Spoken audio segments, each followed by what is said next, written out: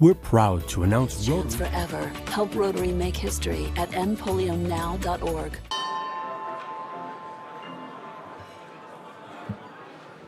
Welcome to the Rotary Club of Tulsa, the friendliest, most active service club in town. I'm Rhonda Daniel, your club president, and we are so glad that you're with us today.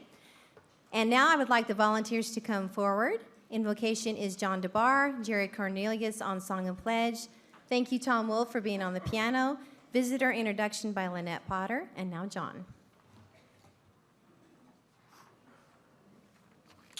Today, with our visiting brother and sister Rotarians from Oklahoma City, we offer this invocation. Let us bow our heads. Lord of the universe, you have given most of mankind a strong desire to do good, to be honest, to serve others, and to faithfully fulfill their obligations to their neighbors. Help us as Rotarians and humans to be good. Help us as Rotarians and humans to be honest and ethical in all our dealings. Help us as Rotarians and humans to serve others. And help us as Rotarians and humans to faithfully fulfill our obligations as neighbors to our community, our nation, and the world. Amen.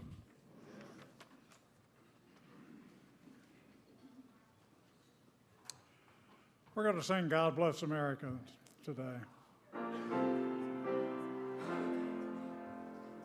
God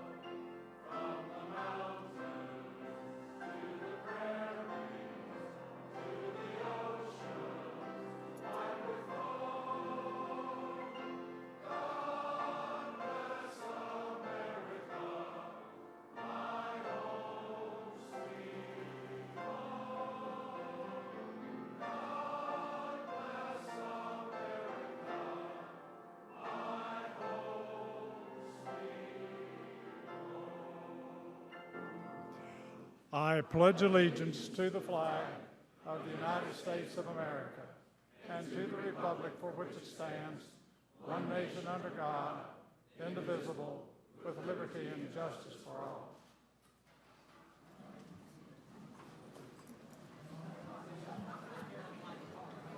Stand up here with me. I'll drop my phone. I'll get it. Your job's here.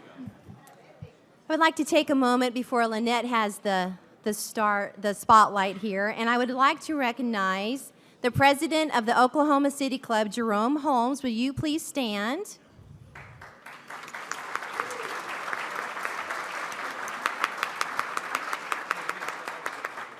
And now I would like all of our Oklahoma City Rotarians to please stand.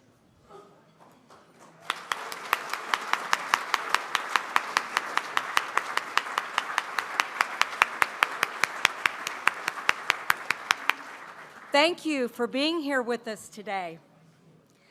The rest of our dignitaries of guests are, and if you would, please stand when I announce your name, and then we'll hold our applause till after everyone has been introduced. Roxanne Minix, March of Dimes, the visitor with Paula Wood. Roxanne and Anne Marie Hayden of Solidex, the visitor with Paula Wood. Thank you. Ashley Thompson with Ash Salon, the visitor of Karen Keith. Ashley. Lloyd Wright, the press secretary for Dewey Bartlett with Dewey Bartlett. Thank you.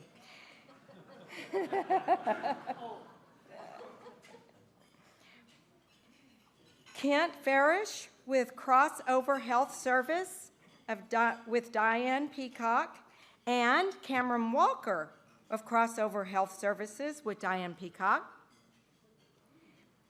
Carolyn Stager with Oklahoma Municipal League, also with Julie Bartlett. Beverly Mullen with Make-A-Wish, the guest of Jane Rothwalder. Thank you. Ann Rodenweider with the University of Arkansas, also with Jane. Now let's give everyone a really big warm welcome. Thank you.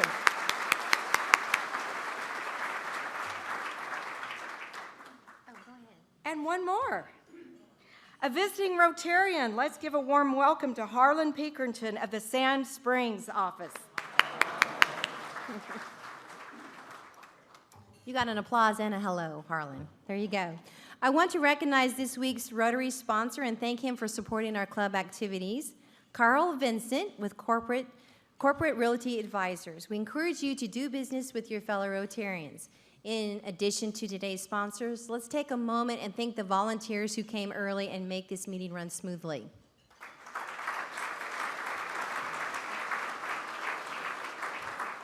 We have one committee meeting today. That's the Club Foundation Grants in room 234.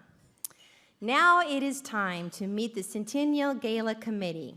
They have a great event in store for everyone as we celebrate our 100 years of service next Wednesday evening. They will be visible, stand ladies, at the gala with their blinking light-up rotary lapel pins.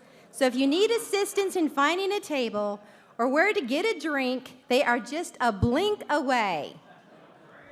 Let's give them a round of applause.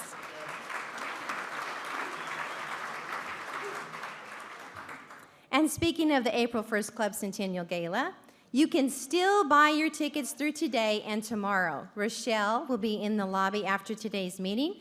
Be ready to get your money out and add your name to the reservation list.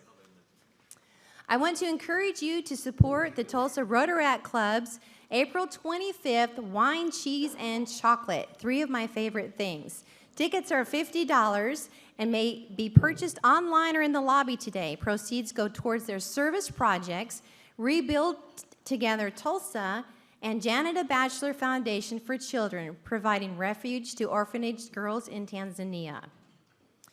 Now it is time for the Rotarian of the Day, our own Mayor Dewey Bartlett. Dewey Bartlett Jr. was reelected in November 2013 and serves as the 40th mayor of Tulsa. Bartlett has been president of the Tulsa-based Keener Oil and Gas Company since 1994. He graduated from Southern Methodist University with Masters of Business Education and Finance. Bartlett is a former Tulsa City Councilor, former chair of the Oklahoma Energy Resources Board, and served on the Tulsa Airport Authority. A native Tulsan, Bartlett graduated from Bishop Kelly High School.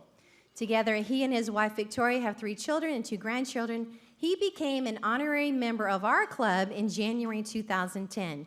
Please welcome Rotarian of the Day, our own Mayor Dewey Bartlett.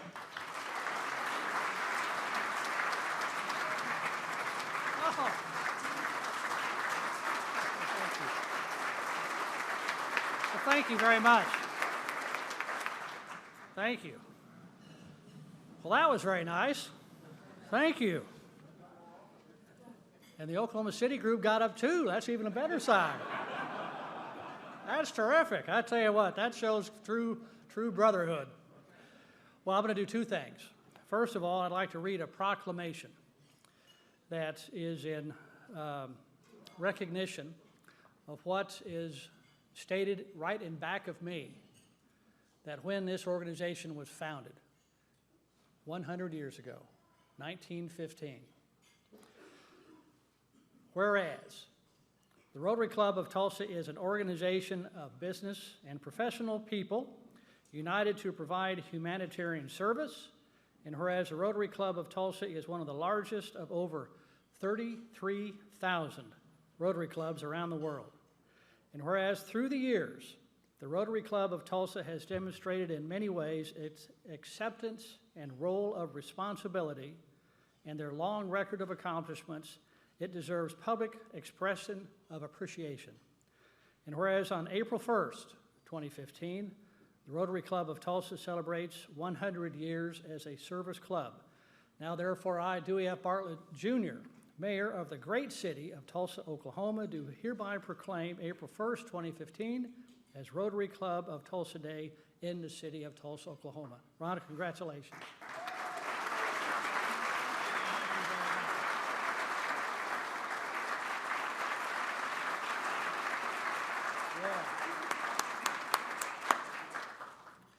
Isn't that terrific? That's a great anniversary. Well, I get the real pleasure of welcoming my very good friend and also our good friends in Oklahoma City to Tulsa, to this event. We do it every year. We rotate back and forth, and I think it's a great habit for us to get into, for us to not only communicate, but get to know each other even better. Mick Cornett and I knew each other, known each other now for many, many years. And here we are representing the two major and largest cities in the state of Oklahoma. We represent far and away a majority of the wealth, the business that's created in Oklahoma, in our two cities. And in a recognition of that, he and I have decided to go on essentially a campaign to talk to our elected representatives, our legislature, our federal representation, we have the opportunity to talk to them about the municipalities of our city and how we are only allowed to receive tax revenue from sales taxes. That's our only source of revenue.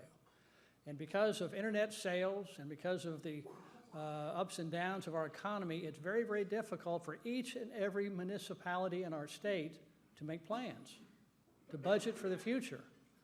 When suddenly an economy changes or a Walmart moves in to the neighboring city in our county, things like this happen, it really can put a city in jeopardy financially. So we're embarking on a campaign to educate our legislators and hopefully have a change to allow our cities to give them the option of maybe looking at other sources of revenue. Not endorsing the tax increase, but simply an acknowledgement that it makes it difficult for us to plan ahead, but also give us an option as a municipality to make a decision, look at something else to do. So we're embarking on that. Mick might even touch on it a little bit. He's very, very conversant in that subject as well. Dan Slater is here with the OETA television station, and he allowed Mick and I both to do a 30-minute Oklahoma Forum presentation a few weeks ago, and it really was well done, I have to admit. It was well done. So if you have a chance to look at it, take a peek. Mick is going to be the head of what's called the U.S. Conference of Mayors. And it's a terrific organization. It's essentially a trade association of the mayors throughout the United States. And it's a group of people that obviously there are Republicans and Democrats involved with the organization, but they approach things in a very nonpartisan way most of the time. And they look at things like water, clean water, the EPA involvement and the unfunded mandates that they and other organizations impose upon a city and how it puts us in a very bad place, all these things. Well, we're very fortunate because Mick's going to be the head of that organization next year, I believe. And that's a true honor. Not only is it's a recognition of his capability and his administrative abilities. He's in his fourth term of office as mayor. And if I remember correctly, he's the longest serving mayor now, term-wise, in the city of Oklahoma City. Real testament to his capability, his electability, but also his ability of being a good mayor. He also was very smart. He came to Tulsa, and he met a lady named Terry, who is now Mrs. Mayor of Oklahoma City. They got married at the Tulsa courthouse, and Mick called me from the parking lot and said, "Hey, guess what happened? We just got married." And I thought, well, that was very nice. And I think really what he's trying to do is pave the way to tell me that he's taken away one of the real assets of our community back to Oklahoma City. But that's good news. Terry, it's always great to see you as well. Well, I like to...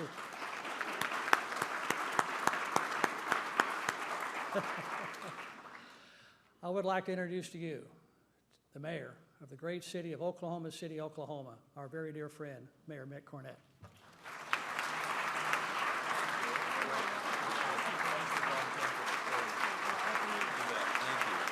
Thank you. Thank you very much. You scared me for a moment. I thought you were leaving, and I'm always concerned when people stand up just as I come to the microphone.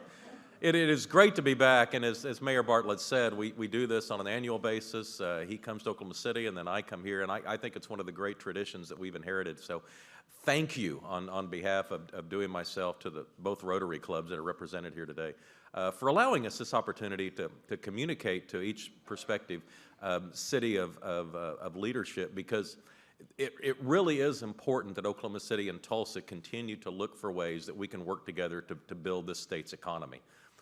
When you look at it, the two cities combined, the metro areas, are now 70% of our state's economy.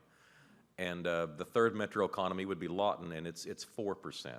And so it's Oklahoma City and Tulsa that are driving the state's economy. And it is, I know, a frustration to Dewey and I that we don't always seem to think we get that respect at the state legislature. And I have asked them individually when the speaker or somebody at the legislature says, you know, what do you want us to do? What can we do for Oklahoma City? I said, here's what I ask. Anytime a bill comes before you, ask yourself, how does this affect Oklahoma City and Tulsa? You don't have to do what's in the best interest of Oklahoma City and Tulsa every time, but ask yourself, if we're 70% of the state's economy, how a bill affects us should be important to the state of Oklahoma, at least important enough to have consideration. And I don't always think that consideration is given. So if you have a legislator in your life and you want to pass along my input to them, feel free to do so. I thought I would talk a little bit about Oklahoma City and you know, the rich history of our city, and I think how that leads us to where the city is today. But I hope there's time at the end for questions, and I can, you know, take the conversation from there any direction you'd like it to go to. But as you know, Oklahoma City got its beginnings in I think the most unusual way of any city in the world. You've heard the saying that Rome was not built in a day. Well, we were. I mean, literally, you know, as you know, in 1889, they lined up settlers, they fired off a gun, they roared across the countryside, they put a stake in the ground, and wherever they put that stake was their new home. The population of Oklahoma City goes from 0 to 10,000 in one day. And our planning department is still paying for that. Yeah.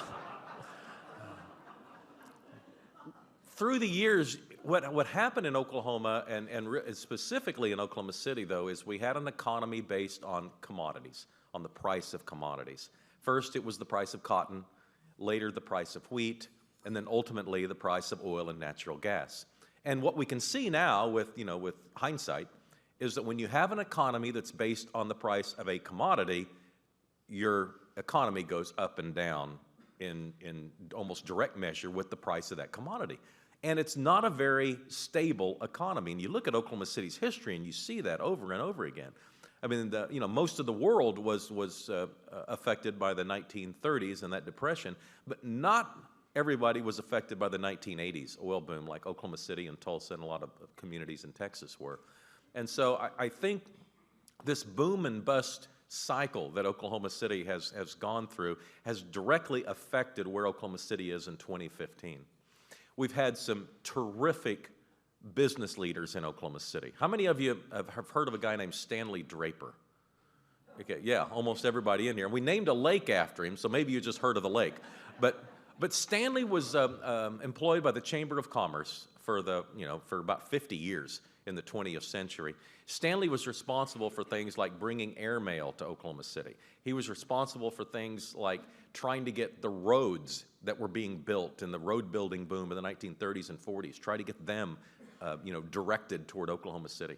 He, amongst a lot of others, was responsible for Tinker Air Force Base being located within the city limits of Oklahoma City. And today it's our largest employer. Stanley worked with municipal leaders in the 1950s and 60s to take care of our water needs. And so now we have a pipeline that connects us with southeast Oklahoma, and it brings in an incredible amount of water from that part of the state. And it has pretty much solidified Oklahoma City's ability to collect quality, clean water. And I don't have to tell you, if we had not done that, 50s or 60s, we'd be like a lot of other cities that are west of here in the western part of the United States that are just really searching for a solution on the water side. but with Stanley's leadership and some incredible business leadership from others in the 20th century, Oklahoma City began to be set up to succeed. I think having the state capital has been another great asset. To a certain extent, it's provided a lot of middle-class jobs. It's a stabilizing workforce in Oklahoma City. And I think the interstate highway system that, again, Stanley Draper was very an important figure in getting that interstate highway system to intersect with 3 highways in Oklahoma City. So all of those things, I think, are important to note. If you go back to the 1970s, and many of you, if you're my age or older, you remember the days of the gas lines. I particularly remember I turned 16 in 1974, and the world ran out of gas. Did anybody remember that, when the gas lines, it happened to be the year, almost to the month, when I got a driver's license. My luck. But the culture of that day was about scarcity. It was that we're running out of this precious commodity, oil and natural gas. And so if you remember, the thinking was, well, Oklahoma has a lot of this precious commodity, and supply and demand being what it is, it looks like we're going to be really set up for a long, long time. The good times, seemingly, were going to last forever. And because there was a lot of outside money coming into our community from banks in other parts of the country, going through one particular bank in a shopping center in Oklahoma City, I mean, our economy was just incredibly robust in 1980 and 81. And then it all pretty much ended on one day, July 5th, 1982, when Penn Square Bank failed. And by the end of the 1980s, over 100 banks had failed in the state of Oklahoma. And again, I think there are a lot of sociological repercussions to that decade. I think we lost a generation of leadership, people that had higher levels of education that just couldn't find a job that measured up to their educational attainment, and they left. And today they're in Dallas or Houston or New York or Tokyo or a lot of other places. But it really did affect us, I think, from a leadership perspective in Oklahoma City and the rest of the state.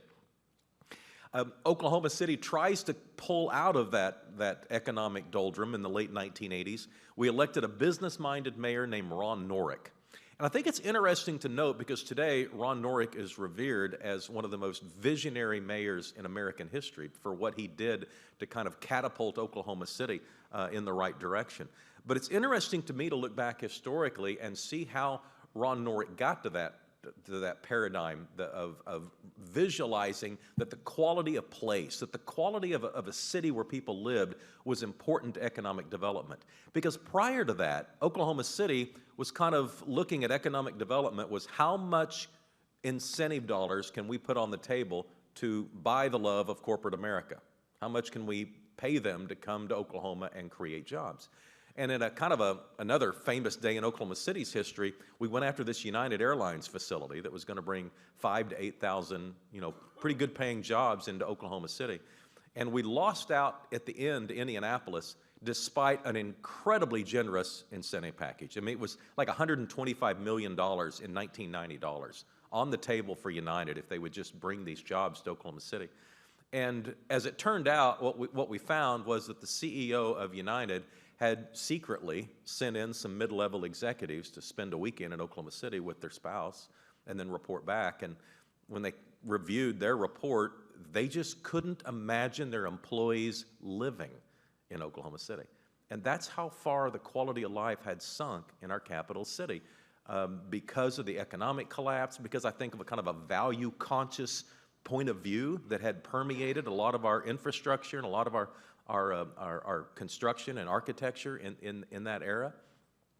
And so when Mayor Norick saw that the secret to economic development was now quality of life, he came up with the idea that we now know as MAPS. And it's kind of lost to history now, but believe me, I was in the media covering this. MAPS barely passed.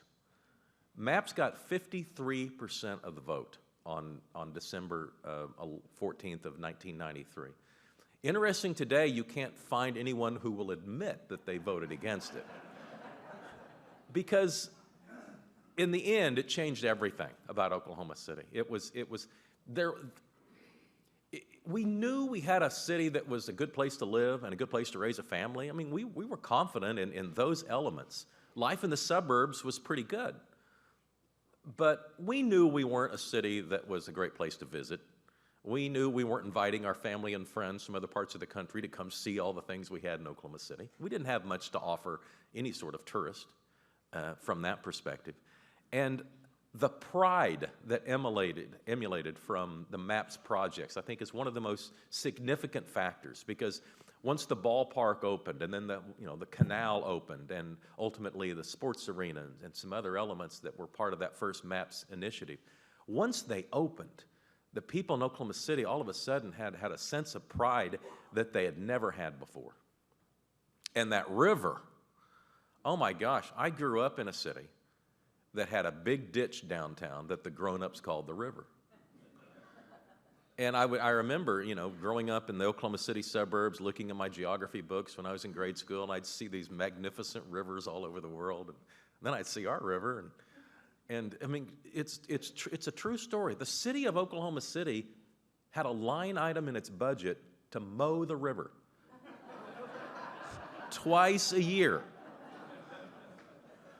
And we thought that was normal.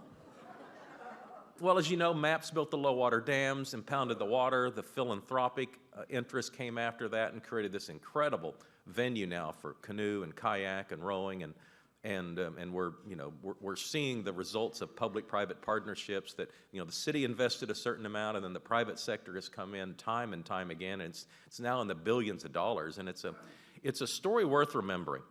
Other days in Oklahoma City's history that I think that are kind of lost.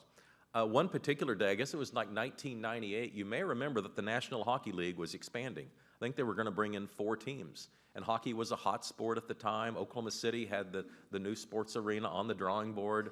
And we kind of designed it for, to be kind of a layout for hockey. And the Gaylord family with Clay Bennett leading the way went after a franchise. And they decided to award 4 franchises, and it appears that we finished 5th. And that Columbus Ohio got the last franchise, and we didn't get one. And once again, our bubbles burst.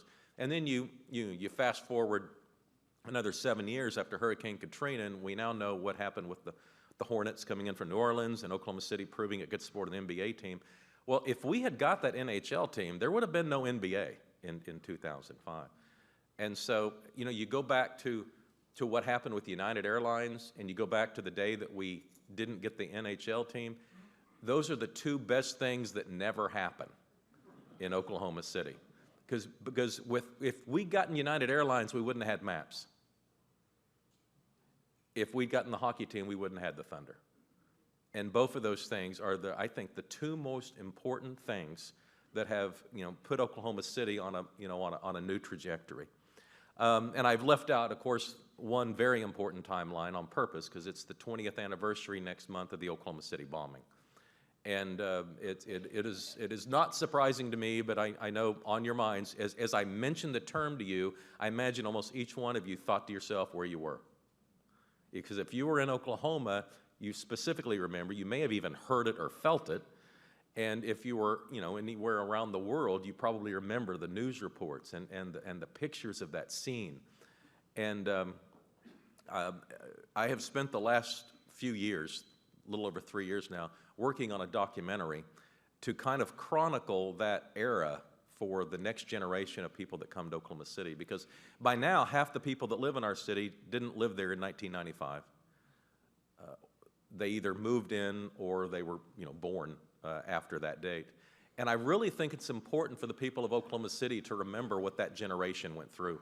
The economic collapse of the 1980s, the emotional burden of the Oklahoma City bombing, I think particularly shaped the people in Oklahoma City into sort of this collective dynamic that today probably created a bond amongst the people in Oklahoma City like no American city has ever seen.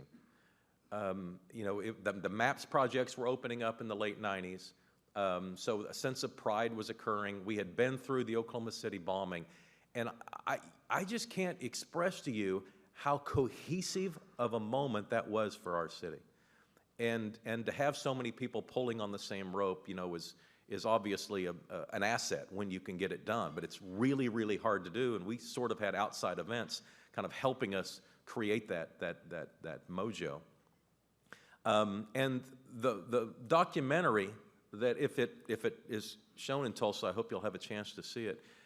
I think it shows the generation, and just as individuals are affected by their life experiences, I think Oklahoma City was affected by that collective life experience of the economic collapse, of being offered hope with United Airlines or offered hope, with MAPS, and not having all of it, be fulfilled, and then the emotional burden. Those are significant life experiences that Oklahoma City went through. This, as I mentioned, is the 20th anniversary of the Oklahoma City bombing, and we are asking people around the state to remember the people that died on that day with an act of honor, an act of service, or an act of kindness. And so I hope you'll join us. We're asking all Oklahomans to do that during the month of April, and most likely you're doing these things anyway. I'm speaking to a Rotarian crowd, for goodness sakes. But if you would keep our victims in mind during the month of April as you perform one of those acts, it would mean a lot to us, certainly. I'll close with kind of the way we started and with the way that Mayor Bartlett brought it up. There are great things to be accomplished in this state if Oklahoma City and Tulsa work together. And we don't really have a problem at the municipal side. I mean, our staffs work seamlessly together. Surprisingly, our legislators work pretty well together, but it just seems from the outside looking in that we get overrun by the rural interest in this state, and we're not getting the necessary respect that we need to continue our collective economies, to continue to pull this state forward. So anything you can do to talk to your respective legislators about the need for Oklahoma City and Tulsa and the urban legislators to stick together and to speak as one voice when they can, because it's very, very important, I think, for this state's economy. And what we're all trying to do is create an economy where our kids and grandkids are going to have a chance in the state of Oklahoma to have the same fulfilling life that we've had. Well, with that, I hope we have time for some questions. Let me look at my Fitbit that my wife bought me. 12:37, so we got about 13 more minutes. I'm going to have to leave to catch a plane at your airport to get out of here, but I've got about another 10 or 15 minutes, and I would love to take questions. And if people from Tulsa don't have questions, I'll just start calling on my people, because I know them by name. So yes, please, Karen, go ahead. Yeah, Karen's question is, what's the next big thing for Oklahoma City? Well, most people, when they ask that question, they're talking about initiatives, because MAPS 3 is now in fruition. And let me kind of go through the MAPS 3 project so you'll have an idea of what we're building right now. We're building a new convention center, a new park that won't measure up to your park, but it's still, until you announced your park, it seemed really impressive. We're building a new streetcar. We're building senior health and wellness centers throughout the community. We're completing our jogging and biking trail, over 100 miles of biking trails. We're building hundreds of miles of sidewalks throughout the community. We're doing what's called River Sport Rapids, but it's kind of hard to explain. But along the river, where we already have this canoe, kayak, and rowing venue, we're building a whitewater facility. So it'll be the finest whitewater rapids training facility there is in the world. And we're hosting the Olympic trials next spring. And it's under construction today, and that is being paid for by the money being generated from MAPS 3. And so, it's again, when we put water in the river, that was enough. We didn't know there'd be more, but we continue to dream, and so that's coming around the corner. When you start talking about what's next, I know we face issues like Tulsa. We know how important smooth roads are to our citizens. And Oklahoma's weather is not the easiest climate to try and provide that. So we've got to do something to make sure that our citizens understand we understand what's important, and a better infrastructure in our streets is important. We're going to have to address that. We're also, trying to get our hands around public transit and trying to finally, act as a region about a true public transit entity. We have a blueprint in place that, you know, would seemingly provide for rail service between Edmond and Norman into downtown Oklahoma City, so commuter rail. We have a blueprint for bus rapid transit that would try to, connect with some of the suburban neighborhoods. But when you have sprawled like Oklahoma City has sprawled, public transit is one of the hardest, most difficult things to do on any level of efficiency. And we're struggling with that. And, you know, when you look at MAPS and MAPS for Kids, which was our attention to the school system, and MAPS 3, there's a lot of that money is going to invest in the core of the city to try and, you know, create a stronger core, and where the core development can compete with the perimeter development. Well, the perimeter development's still taking place, but we're doing a better job on density. And so you can kind of see a day in which public transit will be more efficient in Oklahoma City, but it's still not going to be easy. Yet we are now meeting as a region, so we have, you know, mayors and city council people from different municipalities sitting around the table talking about setting up a transit authority, which would have its own abilities with taxation and other kind of government authorities, operations, and being able to, you know, figure out how we can provide a more cohesive public transit system so we're not as reliant on the car as we are today. I think it's safe to say in the future gasoline's probably going to cost more. We know we're getting older as a community, like every other community, and so that's another reason to think public transit will be necessary. And our traffic congestion is going to pick up, you know, more and more. We're seeing significant increases in traffic congestion now. And so those are all reasons to think we need to invest in public transit. You know, we can pick out communities around the country that have not planned carefully. And we've seen how they grew too fast and all sorts of issues in their schools and their public transit. And Oklahoma City kind of has at least a recent history of planning pretty well for its needs. But if we don't get moving on public transit, we're going to get behind. And that's something that we're going to have to look at here in the next few years. There are always people that are dreaming about, you know, other MAPS and MAPS 3 type initiatives, you know, things that do sports arenas and football stadiums and things like that. And those are all great ideas. You know, when you're the mayor, you realize that ideas are great, but funded ideas are really good. And you recognize the difference between an idea and a funded idea. And I don't know that everyone does. But you know, Karen, you asked what's next. I think those are the things that we're kind of looking at. You bet.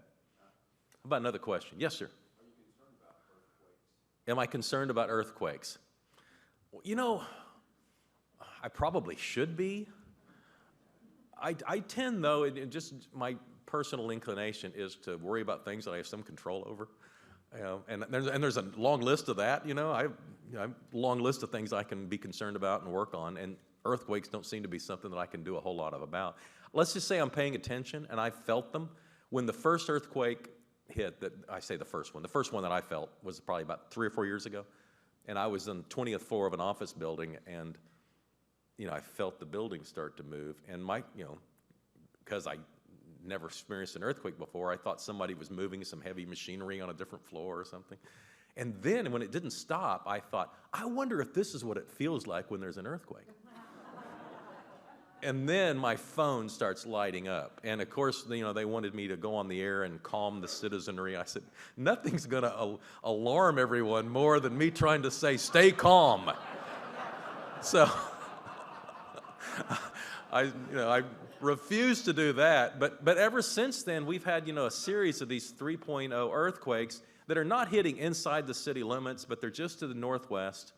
And they're, you know, rattling some things there. You know, they're not causing injuries or significant damage. And right now, it's nothing more than an interesting nuisance. And so, you know, growing up, I remember, you know, being told that Oklahoma City was on this big fault line and earthquakes were possible. And because it never happened, we just assumed that either that was wrong or it didn't really matter. And maybe now we're starting to think, well, maybe it matters. So I would say I'm not concerned yet, but we're noticing it. And when I read a newspaper story about people who are more concerned than me, I'm not saying they're wrong. I'm just saying it's not necessarily something that's at the top of my priority list right now to work on. Yeah. How about one more question? How about no more questions? Okay, right there. Thank you.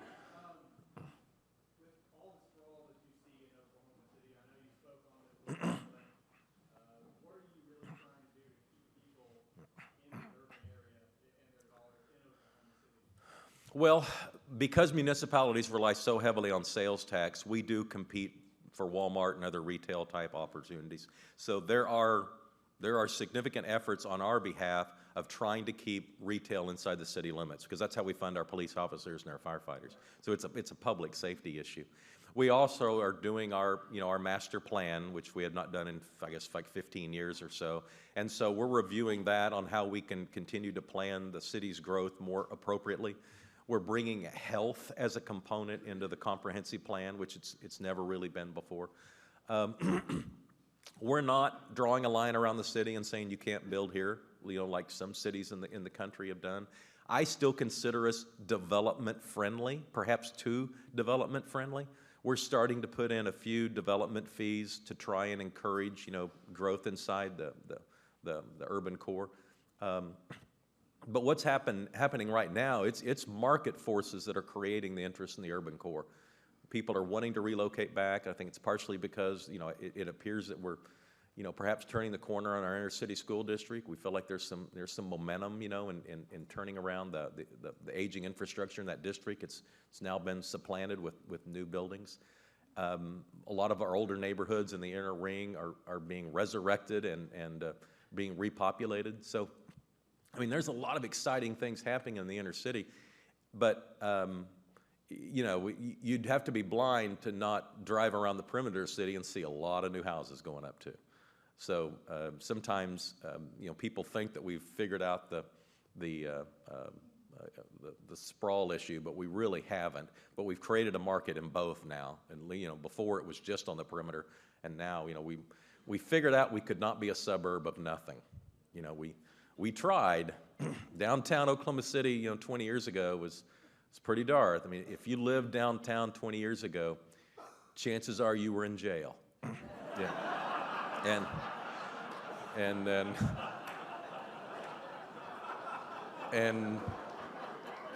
And today I live downtown, and last I heard I was not in jail. As I close, I want to thank you again for allowing me to extract my wife from Tulsa.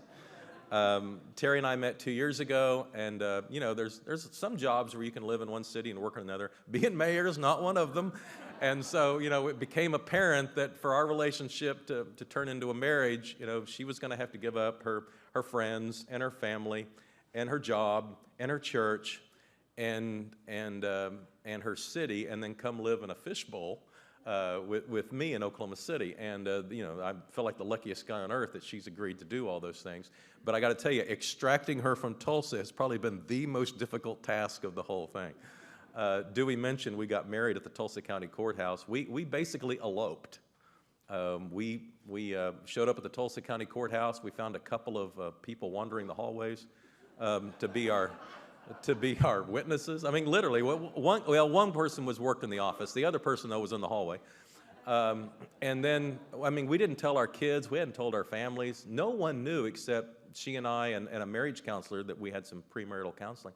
No one else was aware of what we were doing. So when we left the Tulsa County Courthouse, went downstairs in the parking garage, and started texting our kids and our family and to tell them what we had just done. And as Mayor Bartlett said, I sent him a text message just letting him know, because we were going to send out a press release later in the day, but I kind of wanted to give him a heads up that what was about to take place. But things are going well, and we're slowly getting all of her things moving down. And I am a little concerned. You mentioned earthquakes, because when Terry's shoes move from Tulsa to Oklahoma City, I'm a little concerned about throwing the earth off its axis. So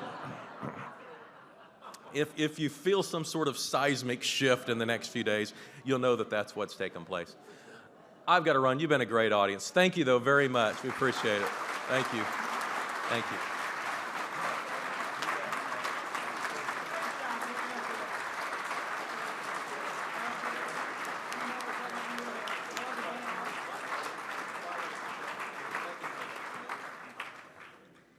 Thank you, Mayor Cornett and Mayor Bartlett.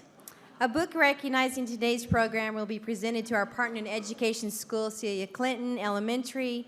The name on the book is Mr. Ferris and His Map Projects.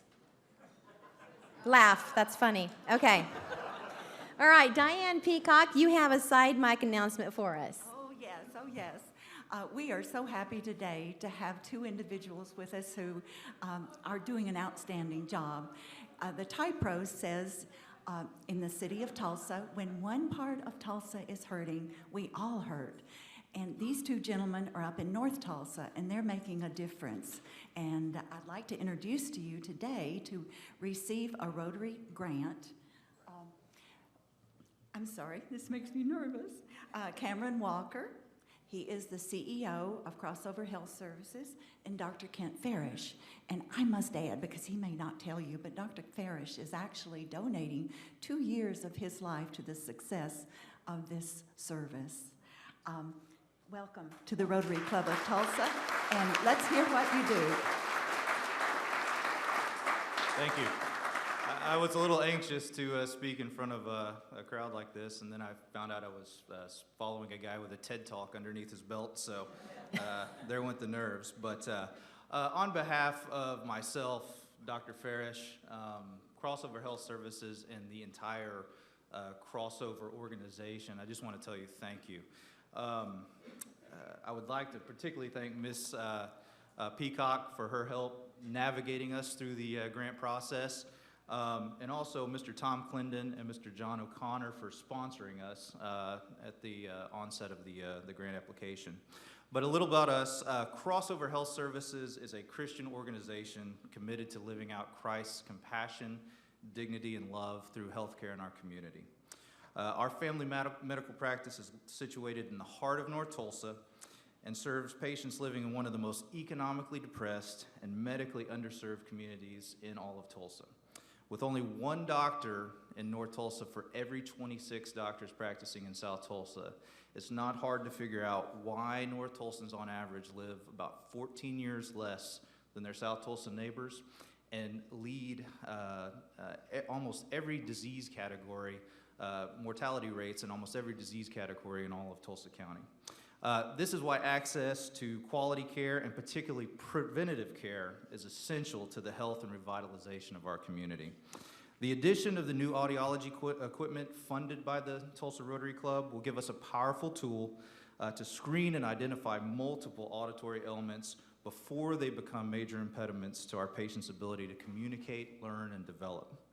And with 16 TPS schools within a 3-mile radius of us, this device has the potential of serving and screening tens of thousands of children in the course of its life.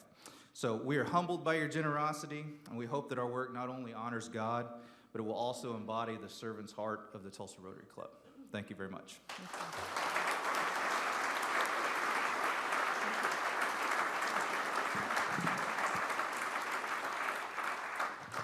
And now the fireball, Claudette Rogers.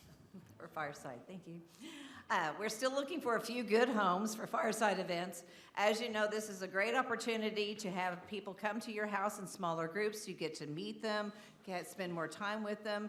Most importantly, you're going to help Jeffrey Hassel and his team next year answer a few questions that are pertinent to our group. So, your house doesn't have to be a show place. You can even have it at your business location. We wouldn't mind a lunch location either, since a lot of people are retired and would love to just have a lunchtime.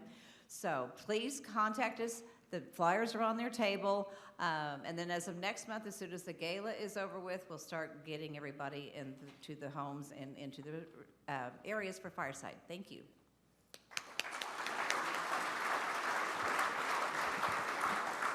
Some of you may have heard this saying, behind every good man is a good woman. I've lived with that for a lot of working years. But today, I am saying that behind a woman is a great man. Tim Colwell sent in an editorial to the Tulsa World. You saw it with my name on it. Please stand, Timothy. Those are his words, but I will take credit. Upcoming programs. If you haven't heard, we are having a gala next week, okay? Now, there's no meeting, so don't come here, but you need to get your gala tickets today. We have got to have a great turnout. We have so many tickets sold already, but you do not want to miss this. This is going to be a great party. It's not a meeting, it's a party. So come to the party. April 8th is Stephen Jones. That's our 20th anniversary of the Oklahoma City bombing. And I want to thank John Raines for hosting the Oklahoma City group today. Thank you, John, wherever you are.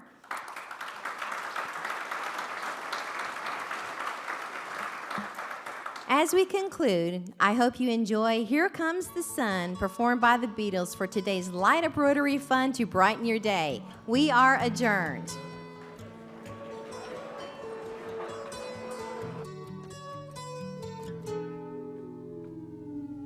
Here comes the sun, here comes the sun, I say.